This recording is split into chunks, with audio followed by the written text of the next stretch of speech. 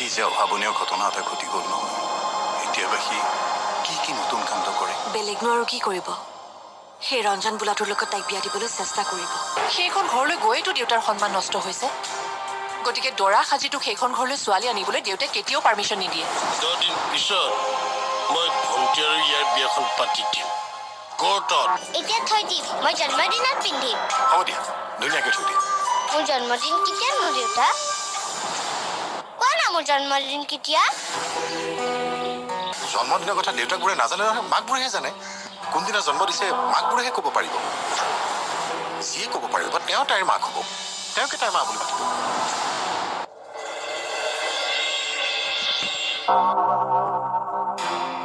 হলি বৰ বেয়া কথা হৈ গ'ল ৰূপম।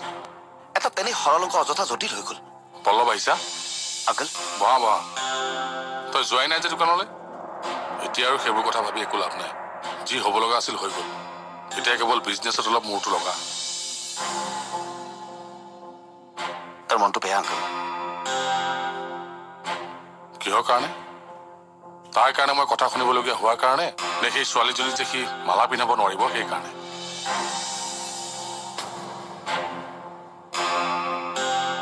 আচল কাৰণ চাগে দ্বিতীয়টো। সঁচা কথা। সেই ছোৱালীজনীৰ কাষলৈ তই কেতিয়াও যাব নোৱাৰ। তাইক তই তোৰ জীৱনৰ পৰা চিৰদিনৰ কাৰণে বিদায় দিব লাগিব। নেক্সট টাইম আৰু সেই ছোৱালীজনীৰ কথা এইখন ঘৰত আলোচনা হ'ব নোৱাৰে। হোৱাটো মই নিবিচাৰোঁ। সেয়া মোৰেই দুৰ্ভাগ্য আছিল যে তেনে এখন অভদ্ৰ ঘৰৰ অভদ্ৰামীবোৰ চোৱাৰ সুযোগ কেৱল মোৰ কপালতে মিলিছে।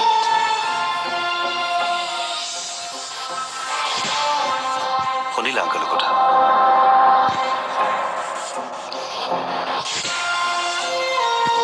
শুনিছো। এতিয়া তোমাৰ বক্তব্য কি? বিদিশাই একো ভুল কৰা নাই। কিবা কৰিছে যদি ককায়েকে কৰিছে। ককায়েকে কৰা ভুলৰ শাস্তি বিদিশাক দিয়াটো কি ধৰণৰ কথা? এইবোৰ কথা আংকলে বুজি নাপায়। কিন্তু মইতো বুজিব লাগিব পল্লৱদা। যদি মই নুবুজাৰ ভাও ধৰোঁ তেনেহ'লে বিদিশাই ধৰি ল'ব যে মই তাইক প্ৰবঞ্চনা কৰিছোঁ। দক্ষ প্ৰেমিক হয়তো হ'ব নোৱাৰিব পাৰোঁ, সেইবুলি প্ৰবঞ্চক হ'ব নোৱাৰোঁ দিয়কচোন।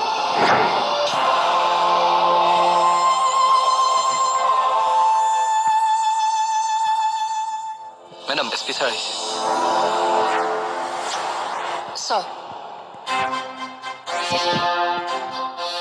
Please sit down.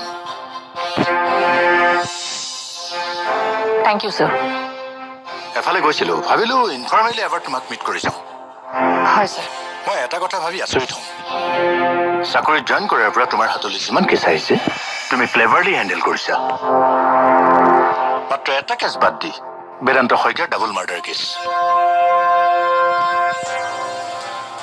নাজানো কিয় এই কেছটোত তুমি টোটেলি ফেইলৰ। এইকাৰণে নহয়তো যে এই কেছটোৰ লগত এটা তোমাৰ পাৰ্চনেল এংগেল জড়িত হৈ আছে। সেইকাৰণে মই ডিচাইড কৰিছোঁ এই কেছটো এতিয়াৰ পৰা তুমি হেণ্ডেল কৰিব নালাগে। এই কেছৰ দায়িত্ব মই অন্য এজন অফিচাৰক দিম। তেওঁ এদিন আহিব আৰু তোমাৰ লগত কেছটো ষ্টাডি কৰিব। এনেও বেদান্ত শইকীয়াৰ এগেইনষ্টত shoot at sight order issue হৈ আছে।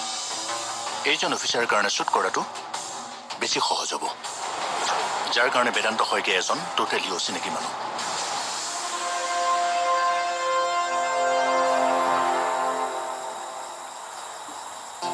দেউতা, আণ্টি মোৰ জন্মদিন কেতিয়া নাজানে। আণ্টি মোৰ মা নহয়। মোৰ জন্মদিন কেতিয়া কোনে জানিব? যিয়ে জানিব লাগিছিল সিয়ে নাজানে, আৰু কিয় নাজানে সেয়া মই নাজানো। মই নাজানো। নাজানো বুলি কওঁতে এনেকৈ পলাই গুচি গ'ল কিয়? নাই ইয়াৰ আৰুতো কিবা বেলেগ কাহিনী আছে। নাই যিটো কাহিনী মোক কোৱা হৈছিল সেয়া সম্পূৰ্ণ মিছা। সঁচা আন কিবাহে। হ'ব দিয়া মামা।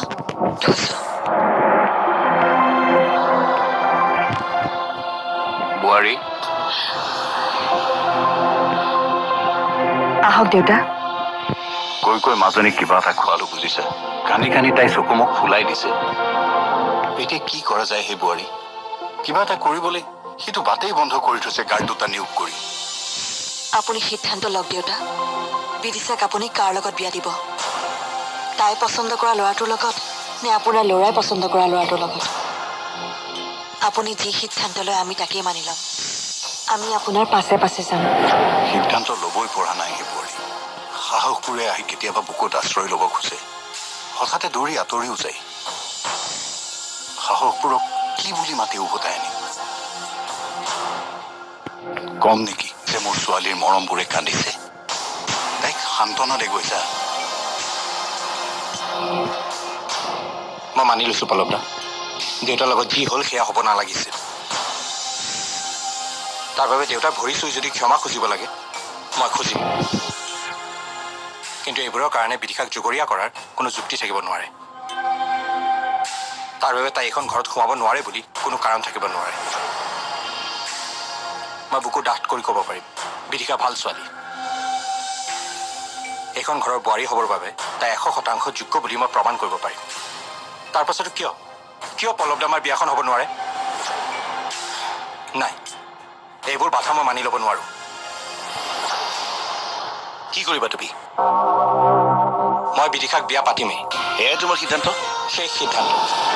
তুমি জানানে তুমি কি সিদ্ধান্ত লৈছা? ইয়াৰ পৰিণাম কি হ'ব পাৰে জানো। তুমি তোমাৰ দেউতাৰ বিৰুদ্ধে খোজ দিব লাগিব। মই কাৰো বিৰুদ্ধে নাযাওঁ পল্লৱদা, মই কেৱল বিদিশাৰ লগত অন্যায় হ'বলৈ নিদিওঁ। তেনেকুৱা কৰিলে মোৰ পাপ হ'ব। তুমি পাৰিবা তোমাৰ দেউতাৰ লগত যুঁজ দিব? মই কাৰো লগতে যুদ্ধ কৰিবলৈ নাযাওঁ পল্লৱদা।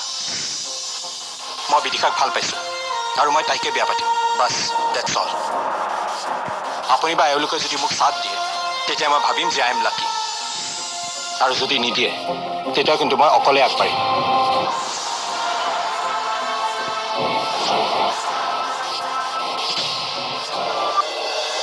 মই হাৰি গলো দেউতা।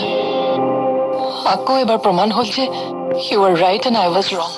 আপুনি জন্মদিনটো কৈ দিলে তাই স্বীকাৰ কৰি ল'লেহেঁতেন যে আপুনি তাই মা বুলি মাতিলেহেঁতেন তাই আপোনাক। কেৱল আপুনি তাই জন্মদিনটো কৈ দিলে হ'লহেঁতেন। এই সাধাৰণ কামটো আপুনি নকৰিলে কিয়?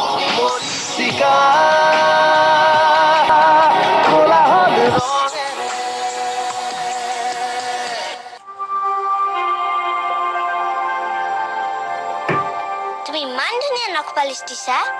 তোমাৰ ভাল লাগিছে? বহুত ভাল লাগিছে। এই কালাৰটো স্পেচিয়েলি তোমাৰ কাৰণে আনিছো।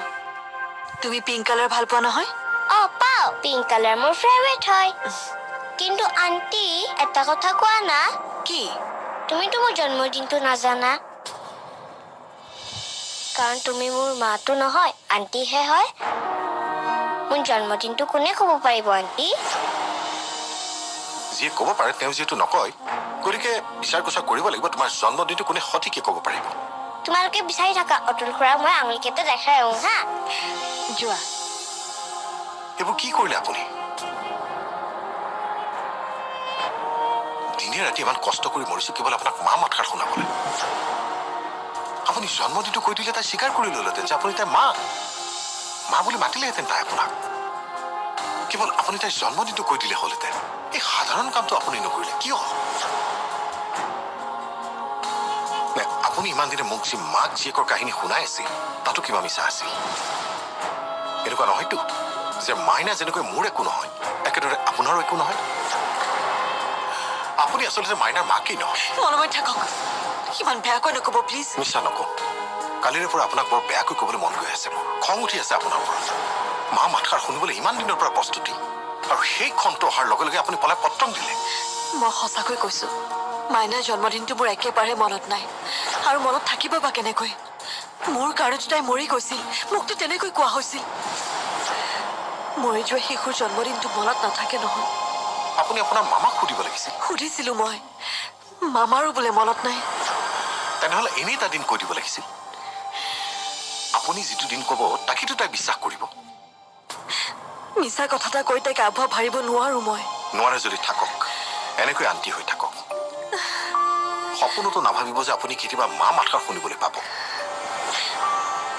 আৰু মাকে যদি হ'ব নোৱাৰে, আন্তি হৈ আপুনি তাইৰ লগত আৰু কিমান দিন চলিব? তাই বা কিমান দিন আপোনাক ভাল পাই থাকিব? এই দুনিয়াত আন্তি বহুত থাকিব পাৰে, কিন্তু মা এগৰাকীয়ে থাকে। সেইগৰাকী মাক হ'বলৈ হেঁপাহ আছে যদি অতি সোনকালে তাইৰ জন্মদিনটো মনত পেলাওক। সেই সুযোগ আপুনি আৰু দুনাই নাপায়।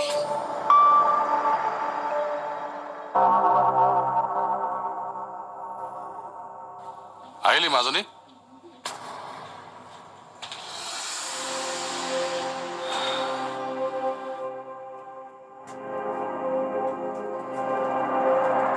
কি হ'ল মাজনী তোক আপছেট যেন দেখাইছে যে মই হাৰি গলো দেউতা আকৌ এবাৰ প্ৰমাণ হ'ল যে you are right and I was wrong আৰে কি হৈছে কবিটো বেদান্তৰ কেছটো মোৰ পৰা লৈ যোৱা হ'ল দেউতা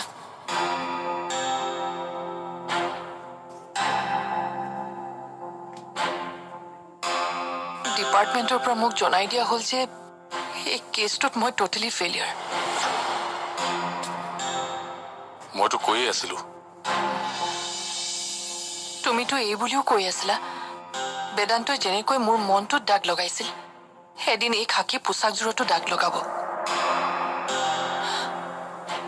তোমাৰ কথা আখৰে আখৰে ফলিয়ালে দেউতা সি বৰ বেয়াকৈ দাগ লগাই থৈ গ'ল মোৰ পোচাকযোৰত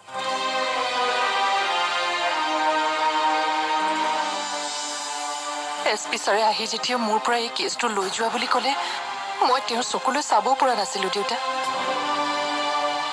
এনে লাগিছিল যেন ডিপাৰ্টমেণ্টৰ ওচৰত মই দুখী এনে লাগিছিল যেন মই মোৰ কৰ্তব্য পালনত কিবা গাফিলতি কৰিছো ইমান বেয়াকে ভাবিবলৈ একো হোৱা নাই যি হৈছে ভালৰ কাৰণে হোৱা বুলি ভাব বেদান্তৰ ওচৰত মই বাৰে বাৰে কিয় হাৰি যাওঁ দেউতা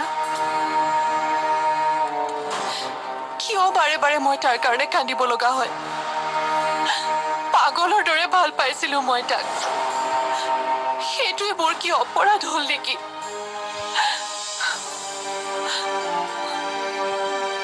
নে আচলতে মইহে বেছি বুৰ্বকামি কৰিছো নে মই বাওনা হৈ চন্দ্ৰলৈ হাত মেলিছো নে নিজে চন্দ্ৰ হৈ উপজাচি গ্ৰহণ মাতি আনিছো এইবোৰ ভাবিবলৈ এৰ মাজনী মইতো তোক কৈয়ে আহিছো যে তোৰ সন্মুখত এটা উজ্জ্বল ভৱিষ্যত পৰি আছে পল্লৱৰ দৰে এটা ল'ৰা তোৰ বাবে অপেক্ষা কৰি আছে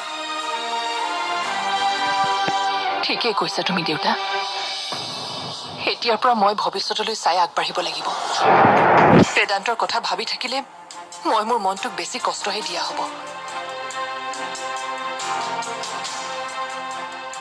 মাত্ৰ এটাই আফচোচ থাকি গ'ল বেদান্তৰ ৰহস্যবোৰ ভেদ কৰিব নোৱাৰিলো বেদান্তৰ লগত দেখা সেই সৰু ছোৱালীজনী কোন বেদান্তৰ লগত থকা সেই তিৰোতাগৰাকী কোন বেদান্তৰ সেই সংসাৰখন সঁচা নে মিছা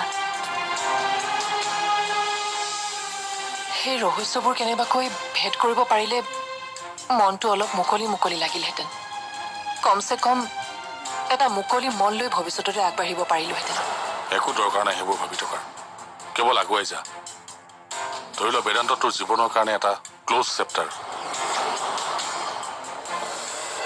নাই একোৱে মনলৈ নাহে আচলতে সাংঘাতিক টেনশ্যনৰ মাজত ঘটনাবোৰ ঘটিছিল যে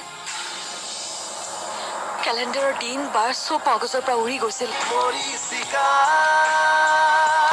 কোলাহল ৰঙেৰে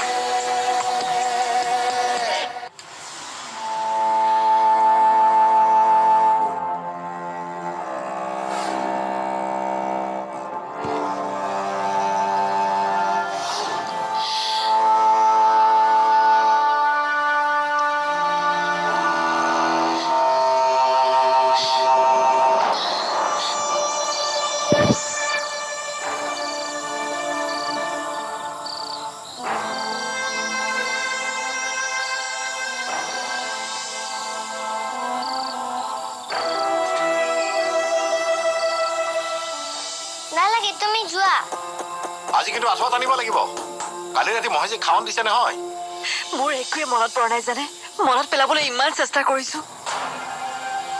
নাই একোৱে মনলৈ নাহে আচলতে সাংঘাতিক টেনশ্যনৰ মাজত ঘটনাবোৰ ঘটিছিল যে কেলেণ্ডাৰৰ দিন বাৰ চব মগজৰ পৰা উৰি গৈছিল অতুল দাদা তোমালোকৰ মটৰ বাকলি গুচোৱা হ'লনে নাই হৈ গ'ল দাদা মাইনাক মুখ হাতখন ধুৱাই লৈ আনা দিনটো মই যে বাগৰি ফুৰিছে গৈছো দাদা ব'লা মাইনা মাইনা তাইৰ জন্মদিনটোৰ কথা সুধিয়ে আছে তাইৰ মনত এটা কথা বৰ বেয়াকৈ সাজ বহুৱাইছে যে যিয়ে তাইৰ জন্মদিনটো জানে তেওঁৱে তাইৰ মাক হ'ব তাইৰ পৰা মাকৰ স্বীকৃতি পাবলৈ হ'লে আপুনি এই সুযোগটো এৰিব নোৱাৰে মিছাকৈ হ'লেও ডেট এটা ক'বই লাগিব মই মিছা ক'ব নোৱাৰো তাইক তাতে তাইৰ সঁচা জন্মদিনটো আপুনি মনত কৰি উলিয়াবই লাগিব ধৰি লওক এগৰাকী মাকৰ কাৰণে এয়াও এটা পৰীক্ষা মই এই পৰীক্ষাত পাছ কৰিব নোৱাৰো পাছ কৰিব লাগিব আপুনি কিন্তু কেনেকৈ মই মোৰ পত্নী আৰু পত্নীৰ প্ৰেমিকক হত্যা কৰা দিনটো সদায় মনত থাকিব কিয় কওকচোন কাৰণ সেই দিনটোতে আমাৰ বিবাহ বাৰ্ষিকী আছিল ঠিক তেনেকৈ আপোনাৰ সেই দিনটোত বা তাৰ আগে পিছে কিবা উৎসৱ পাৰ্বণ আছিল নেকি ভাবি চাওক নাই একো মনত পৰা নাই দেখোন মোৰ ভালকৈ মনত পেলাওকচোন মগজটোত অলপ প্ৰেছাৰ দিয়ক চিন্তা কৰক নাই নাই একো মনত পৰা নাই মোৰ একো মনত পৰা নাই নাই